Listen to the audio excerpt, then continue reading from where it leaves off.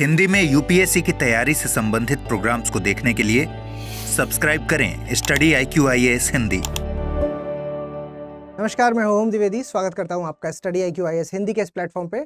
और आज हम एक विशेष टॉपिक पर चर्चा करने वाले हैं, क्योंकि आपको पता है 2024 का एग्जाम अब आ गया है। मई में आप लोगों का प्री का एग्जाम है और इस वक्त जो सबसे बड़ी प्रॉब्लम आप लोगों के साथ आ रही है वो है रिवीजन की। और रिवीजन, आप यकीन मानिए, सबसे ज़्यादा इंपॉर्टेंट पार्ट है, ये आप भी जानते हैं और मैं भी जानता हूँ। और इस एग्जाम को निकालने के लिए जो सबसे ज़्यादा इंपॉर्टेंट रोल प्ले करता है वो दो ही चीज़ है, एक रिवीजन और दूसरा MCQ की प्रैक्टिस, है ना। दो ही चीज़ हैं जो सबसे ज़्यादा इंपॉर्टेंट रोल प्ले करता है। इस समय तक आते आते जो प्रॉब्लम्स स्टूडेंट्स को आती हैं वो क्या है? अगर हम प्रॉब्लम्स की बात करते हैं कि इस समय तक आते आते जब आप अपना फाउंडेशन लगभग कर चुके हैं, इस समय तक आते आते से मेरा मतलब है कि दिसंबर चल रहा है, अब लगभग आपका फाउंडेशन खत्म हो चुका है, थोड़ा बहुत अगर बचा है तो कोई बात नहीं, ठीक है। तो एक तो ये कंफ्यूजन चल रहा है जब आप यहां पर है कि सर थोड़ा अभी बचा है, तो जो बचा है तो क्या उसको अब रोक दें, पूरा प्री की ओर फोकस करें या फिर कंप्लीट करें आगे, ठीक। तो एक कंफ्यूजन तो ये रहता है कि इस बचे हुए का क्या करना है। दूसरी चीज जो रहती है कि सर बहुत सारा हो गया है पढ़ने में, इतना सारा पढ़ के अब स्थिति ये हो गई है कि सर पढ़ तो बहुत लिया है लेकिन रिवीजन है जो वो अभी हो नहीं पा रहा है, ये एक प्रॉब्लम रहती है। तीसरी चीज जो आपके सामने आती है वो ये है कि सर हम जब ऐसे पढ़ते हैं तब तो हमें सब याद रहता है, लेकिन जब हम MCQs की प्रैक्टिस करते हैं, MCQs की जो प्रैक्टिस करते हैं तो सर बड़ी प्रॉब्लम आती है कि MCQs हमारे गलत हो जाते हैं, ठीक है। तो ये जो तीन मेन आपके सामने जो प्रॉब्लम्स हैं, जो क्वेश्चंस हैं, ये बड़े आम क्वेश्चंस हैं और ये ऐसे क्वेश्चंस हैं जो स्वाभाविक हैं और आने भी चाहिए, क्योंकि आप एक सीरियस एस्पिरेंट हैं। ये सीरियस एस्पिरेंट के साथ ही आते हैं। बाकी जो हवा में चीजें देख रहे हैं, जो देख रहे हैं कि नहीं मैं तो सीधे एग्जाम के दिन ही सीधा पहला पेपर लगाऊंगा, तो यकीन मानिए आपको बहुत बड़ी प्रॉब्लम होने वाली है और आप एक मिथ में हैं इस वक्त। आप समझिए इस चीज को। इस एग्जाम को निकालने के लिए जो सबसे इंपॉर्टेंट चीज है वो है ये रिवीजन और MCQs की प्रैक्टिस। मैं अभी प्री की बात कर रहा हूं सिर्फ, ठीक है। मैं सिर्फ प्रीलिम्स की बात कर रहा हूं और इस प्रीलिम्स में अगर आपको इसको पास होना है तो रिवीजन और आपका जो MCQs है इस पर सबसे ज्यादा आपको फोकस करना होगा। यहां पर अगर हम रिवीजन की बात करें, चलिए हम इसी की बात करते हैं पहले, कि अगर बचे हुए की बात करें तो देखिए मेरे हिसाब से अभी दिसंबर है, कोई बात नहीं, आप जनवरी का मंथ भी ले सकते हैं। जनवरी के मंथ में ले सकते हैं कि आप अपनी जो बची हुई चीजें उनको साथ में ले सकते हैं। मगर इस जनवरी का मतलब ये बिल्कुल भी नहीं है कि अभी प्री की तैयारी शुरू नहीं करनी है। अब आपको प्री की जो तैयारी है वो शुरू कर देनी है, लेकिन बचा हुआ जो पोर्शन है वो भी साथ में लेकर के चलना है, ठीक है। और प्री को भी समय देना स्टार्ट कर देना है। प्री को समय देने से मतलब है मेरा ये दोनों चीजें भी स्टार्ट कर देनी है। रिवीजन और जो MCQ है वो भी आपको स्टार्ट कर देना है। थोड़ा थोड़ा आप रिवीजन कीजिए, थोड़ा थोड़ा आप इसका MCQs की प्रैक्टिस कीजिए, ठीक है। तो जब आप, अब ये आता है कि सर रिवीजन करें तो करें कैसे, इतना सारा है कैसे रिवीजन करें, तो देखिए इसके लिए आपको टाइम मैनेजमेंट, जो टाइम मैनेजमेंट है वो करना होगा, ठीक है। टाइम मैनेजमेंट करना होगा जिसके तहत आप आसानी से रिवीजन कर सकते हैं। मतलब आपको समय है जो वो डेली उन चीजों को देना होगा जो आप पढ़ चुके हैं ऑलरेडी, है ना। अब उसमें भी आपको क्या है, फोकस करना होगा करंट वाले पार्ट पर थोड़ा सा, क्योंकि आपको पता है कि एग्जाम कैसा आता है, करंट से रिलेटेड आता है और करंट में जो चीजें चल रही हैं उसी से क्वेश्चन पूछा जाएगा। तो उसके साथ में आपको रिवीजन करना है और स्टैटिक पोर्शन को भी साथ साथ लेके चलना है। इस तरीके से रिवीजन होना चाहिए। ऐसा गलती बिल्कुल नहीं करना है कि पता चला आप स्टार्ट करा आपने रिवीजन और वापस से वो पूरा पढ़ डाला, है ना, पूरा पढ़ने लग गए तो समय इतना ज्यादा हो जाएगा कि आप शायद एक या दो ही सब्जेक्ट पढ़ पाएंगे, लेकिन इतने सारे जो सब्जेक्ट्स हैं उनमें कुछ ना कुछ मिस हो जाएगा। इसलिए ये गलती नहीं करनी है। सरसरी निगाह से देखना आपको आना चाहिए। रिवीजन का जो तरीका होगा वो क्या होगा, रिवीजन का तरीका फुल पेपर नहीं होना चाहिए। रिवीजन का तरीका होना चाहिए छोटे छोटे टुकड़े कर दीजिए, है ना। सेक्शन वाइज रिवीजन करेंगे, सेक्शन वाइज रिवीजन करेंगे और जब सारे सेक्शंस कंप्लीट हो जाएंगे तो सब्जेक्ट पूरा अपने आप हो जाएगा, है ना। पूरा सब्जेक्ट कंप्लीट हो जाएगा धीमे धीमे। तो सब सेक्शन वाइज करेंगे तो एक छोटा सा सेक्शन उठाएंगे, उसको रिवाइज करेंगे और उसी सेक्शन से रिलेटेड क्या करेंगे, MCQs लगाएंगे, ठीक है। उसी सेक्शन से जो आपने रिवाइज किया है उसी से आप MCQ लगाएंगे, ताकि आपको ये पता चले कि ये जो सेक्शन मैंने पढ़ा था और इसका रिवीजन भी किया है, क्या इससे मैं क्वेश्चन भी कर पा रहा हूं कि नहीं कर पा रहा। देखिए यहां पर ये दोनों अलग बातें हैं। आपको सब्जेक्ट की नॉलेज है ना, सब्जेक्ट की नॉलेज और एमसीक्यूज का सही होना, ठीक है, ये दोनों एकदम अलग अलग बातें हैं। एमसीक्यू आपका सही होगा प्रैक्टिस से, लेकिन उसके लिए आपको नॉलेज भी होनी चाहिए। तो नॉलेज वाला पार्ट है जो वो रिवीजन पूरा कर देगा आपको, ठीक है। अब रिवीजन में क्या होता है, कई बार डिसिप्लिन नहीं रह पाते आप, और उतना आपको समझ में नहीं आ पाता कि कौन सा पोर्शन है जो वो करंट में चल रहा है, कौन सा नहीं चल रहा, ये वाली बात आपके साथ आती है। तो इतनी तो पक्की बात है, एक रिवीजन की ये प्रॉब्लम, और एमसीक्यूज की जो प्रॉब्लम आती है वो ये है कि सर हम लगा रहे हैं लेकिन सही नहीं हो पा रहे हमारे, और इंट्यूशन नहीं डेवलप हो रहा, क्योंकि मैं जो लगा रहा हूं वो गलत हो रहा है और साथ वाला जो लगा रहा है वो सही हो रहा है। ये चीज भी आपके साथ साथ चलती रहती है। तो वो जो साथ वाले का सही हो रहा है उसका कारण है कि उसने पास्ट में एमसीक्यू बहुत ज्यादा लगाए। जरूरी नहीं है किसी एग्जाम के लिए, उसने अगर कभी भी किसी भी एग्जाम के लिए एमसीक्यूज की प्रैक्टिस की है ना, तो एमसीक्यू एक आर्ट है, अगर उसको सही कर लिया, उस आर्ट को उसने पा लिया है, उसको पता है कि इसको किस तरीके से सही करना है। इस क्वेश्चन को सही करने की जो ट्रिक है वो बताया नहीं जा सकता, वो प्रैक्टिस से अपने आप आ जाती है। तो जब प्रैक्टिस आप करोगे, उस दौरान आपको जो जो प्रॉब्लम्स आएंगी उनको आप साथ साथ दूर करते जाओगे, तो आपकी सारी प्रॉब्लम सॉल्व हो सकती है। यही इसका तरीका हो सकता है, यही इसका एक सार है। कैसे करेंगे इसको कैसे करेंगे, इसको जैसा कि मैंने आपको बताया कि आपको सेक्शंस बांट लेने हैं। उन सेक्शन वाइज आपको पहले सेक्शन बांटेंगे, उसका रिवीजन करेंगे, ठीक है, उसका रिवीजन करेंगे। जब ये रिवीजन हो जाएगा फिर इसी पर बेस्ड क्वेश्चंस लगाएंगे, एमसीक्यूज लगाएंगे, और इस तरीके से सारे आप सेक्शंस को कंप्लीट करेंगे। जब आपको ये पता चल जाएगा कि ये सेक्शन मेरा कमजोर है, ये वीक है, या ये मेरा अच्छा है, उस हिसाब से मेहनत को थोड़ा सा और ज्यादा करेंगे, एक सेकंड रिवीजन भी करेंगे, और फिर उसके बाद आपको एमसीक्यूज है जो फिर से उसमें लगाने होंगे। अब आप क्योंकि सेक्शन एमसीक्यू लगा चुके हैं, तो अब आपको फुल लेंथ एमसीक्यू भी लगाना होगा, फुल लेंथ एमसीक्यू भी लगाने होंगे। इस तरीके से सेक्शन करते करते क्या होगा, आपका सब्जेक्ट एक पूरा होगा, ठीक है। फिर दूसरा सब्जेक्ट उठाइए, उसके भी सेक्शंस लगाइए, उसका भी पूरा सब्जेक्ट कीजिए, तो इस तरह कई सारे आपके सब्जेक्ट्स पूरे हो जाएंगे। जब ये सारे सब्जेक्ट पूरे हो जाएंगे और इन पर बेस्ड आपने फुल लेंथ टेस्ट भी कई सारे लगा लिए होंगे, तब जाकर के आप एक कुछ ऐसे पेपर भी लगाएंगे जो सारे सब्जेक्ट्स का समावेशन करते हो, सारे सब्जेक्ट्स के को लेकर के एक जैसा यूपीएससी का पेपर आता है वैसा पेपर आपको चाहिए होगा। इतनी चीजें आपको चाहिए, तभी आपका जो ये पेपर है वो निकलेगा। अगर आपके मन में ये डाउट हो रहा है सर कितने लगा लें, तो मैं तो कहूंगा आप 100 से ज्यादा लगा डालो, सब मिला के, मतलब 50 छोटे वाले बड़े वाले सब मिला के आप लगभग 100 के आसपास अगर आप लगा लेंगे, पेपर नहीं रुकेगा, ये गारंटी है। ऐसा ही फील होगा कि जैसे घर में प्रैक्टिस करते हैं डेली, वैसे ही आपको वहां करना है।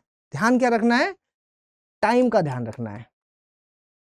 ऐसा नहीं करना है कि 50 क्वेश्चन का पेपर था और इस 50 क्वेश्चन के पेपर में आपने क्या किया कि इस 50 क्वेश्चन के पेपर में आपने क्या किया, आपने 3 घंटे लगा लिए। ऐसा बिल्कुल नहीं करना है। 50 क्वेश्चन का है तो 1 घंटे में लगाना है, 100 क्वेश्चन का पेपर लगा रहे हैं तो उसको 2 घंटे में लगाना है, टाइम के साथ लगाना है। कोशिश कीजिए इसकी टाइमिंग वही रखिए जो आपके यूपीएससी के पेपर की टाइमिंग होती है, ठीक है। तो चीजें हैं क्या आपके हिसाब से मुड़ने लगेंगी। ऐसा मत करिए कि बहुत सारे बच्चे होते हैं जो रात भर पढ़ते हैं और दिन में वो नहीं पढ़ते, तो उनकी क्या है, बॉडी साइकिल ऐसी हो जाती है, स्लीप साइकिल आपकी ऐसी बन जाती है कि आपको क्या है, दिन में नींद आती है फिर, और फिर एग्जाम वाले दिन भी यही होता है, ठीक है। मतलब भले ही आप रेड बुल वगैरह पी करके जाते हैं, बहुत सारी ऐसी चीजें मैनेज करते हैं जिससे कि क्या है कि नींद ना आए, लेकिन फिर भी दिमाग है जो सबसे बेस्ट आपका काम किस वक्त करता है, जब आप कंप्लीट नींद वगैरह ले चुके होते हैं, ठीक है। तो ये सब है जो ये आपको इसमें करना है, ठीक है। इसके अलावा जो मैं स्टडी आईक्यू की बात करूं, अगर स्टडी आईक्यू आपकी किस तरीके से इसमें मदद करेगा, तो स्टडी आईक्यू का एक ये है जो हमारा एसआईपी बैच है ना, ये लॉन्च हो चुका है 23 तारीख से। ये एसआईपी है, सेकंड एसआईपी बैच है, जो कि आपका 23 तारीख से शुरू हो रहा है 12 बजे। और इसमें क्या क्या सुविधाएं हैं वो मैं आपको बता देता हूं। इसमें आप ये देख पा रहे होंगे कि इसमें, हाँ ये देखिए मैं इसका आपके लिए, हाँ ये देखिए इसमें क्या क्या सुविधाएं हैं। इसमें वो सारी सुविधाएं शामिल हैं जो मैंने अभी अभी आपको बताई। ये देखिए है ना, एक तो सबसे पहले आपको रिवीजन करवाया जाएगा, वो भी लाइव रिवीजन करवाया जाएगा, लाइव क्लास में टीचर आपको पूरे सब्जेक्ट का रिवीजन करवाएंगे। दूसरी चीज यहाँ पर आपको क्या कराया जाएगा, एक ऐसा मतलब ये जो तैयारी करवाई जाएगी, जो रिवीजन करवाया जाएगा, इसमें करंट अफेयर्स को उसमें शामिल करके ही रिवाइज करवाया जाएगा। और फिर उसके बाद ये इसमें वो सारी चीजें शामिल हैं, जैसे एनसीईआरटी शामिल है, जो बुक्स हैं मेन वाली वो शामिल है, जो क्लास में पहले से पढ़ा चुके हैं वो सारी चीज़ें इसमें शामिल हैं इस रिवीजन में। प्लस इसके अलावा आपको क्या है कि टेस्ट भी इसमें शामिल किए गए हैं। ठीक है, जो टेस्ट है वो भी इसमें शामिल किए गए हैं, और टेस्ट छोटे वाले 50-50 क्वेश्चंस वाले जो कि मैंने बताया आपको सेक्शन वाइज होंगे वो भी इसमें शामिल है। फुल लेंथ टेस्ट भी इसमें शामिल है, और जो मिक्स वाले कई सारे टेस्ट होंगे वो भी इसमें शामिल है। कुल मिलाकर के 100 से ज्यादा टेस्ट हैं जो वो इसमें शामिल किए गए हैं, है ना। 100 से ज्यादा इसमें टेस्ट शामिल किए गए हैं। ये सभी लोग हैं जो वो आपको रिवीजन करवाएंगे अलग अलग सब्जेक्ट का, है ना। जैसे आप देख पा रहे हैं किस तरीके से कब कब होगा, तो ये देख लीजिए, है ना। ये आपको डेट्स दिख रही होंगी, ये आप देख लीजिए। जैसे कि ये 23 तारीख से शुरू हो रहा है ये बैच, और इसको, हाँ ये देखिए, जैसे कि 26 से लेकर के 3 तारीख तक यहाँ पर आधुनिक भारत का इतिहास है जो वो टीचर पढ़ाएंगे। अब जो आधुनिक भारत का इतिहास जब वो पढ़ाएंगे तो उस दिन 26 तारीख से 3 तारीख तक जिस भी सेक्शन को वो आपको रिवाइज कराएंगे, आप एक तो पहले आपको खुद भी रिवाइज करके आना है, वो लाइव क्लास में रिवाइज करा देंगे। उसके बाद आपको टेस्ट भी करवाया जाएगा, उतने ही पार्ट से टेस्ट देना है। और फिर जब आप उतने पार्ट से टेस्ट दे देंगे तो फिर एक तो देखिए कॉन्फिडेंस बढ़ जाएगा। आपको पता है एग्जाम का है का कॉन्फिडेंस का, आपका 40% नॉलेज 60% कॉन्फिडेंस चाहिए, तो कॉन्फिडेंस बढ़ेगा। आप समझ जाएंगे वो डेली जब आप ये प्रैक्टिस करेंगे, तो इंट्यूशन है जिसके बारे में मैं कह रहा हूँ कि अपने आप कैसे सही होता है, वो डेवलप होना स्टार्ट हो जाएगा। तो जब ये सारी चीजें आप हो जाएंगी तब फिर आप में कॉन्फिडेंस आएगा, और फिर इस तरीके से आधुनिक भारत का हुआ, अर्थव्यवस्था हुआ, प्राचीन भारत, मतलब हर एक चीज जो आपके प्री के लिए इंपॉर्टेंट है वो सारी इसमें शामिल की गई है। और डेली बेसिस पर 50-50 क्वेश्चन का टेस्ट होगा। उसके बाद जब ये हो जाएगा तो इसमें फुल लेंथ टेस्ट भी शामिल किए गए हैं। ठीक है, फुल लेंथ टेस्ट भी इसमें शामिल किए गए हैं, और साथ में वो मिक्स वाले जो टेस्ट हैं वो भी इसमें शामिल किए। 100 से ज्यादा टेस्ट इसमें शामिल हैं। इसके अलावा आप ये देखिए, टेस्ट जो हम कराएंगे आपको डिसिप्लिन रहना है, इसलिए 24 घंटे के अंदर अंदर उस टेस्ट को अटेम्प्ट करना है। एक बार आपने स्टार्ट पे क्लिक किया तो 1 घंटे तक वो चलेगा। अगर वो 50 क्वेश्चन का है, 100 क्वेश्चन का टेस्ट है, तो 2 घंटे तक चलेगा। इस बीच में आप उठ नहीं सकते। अगर आपने बीच में रोका तो वो अपने आप सबमिट हो जाएगा, बंद हो जाएगा।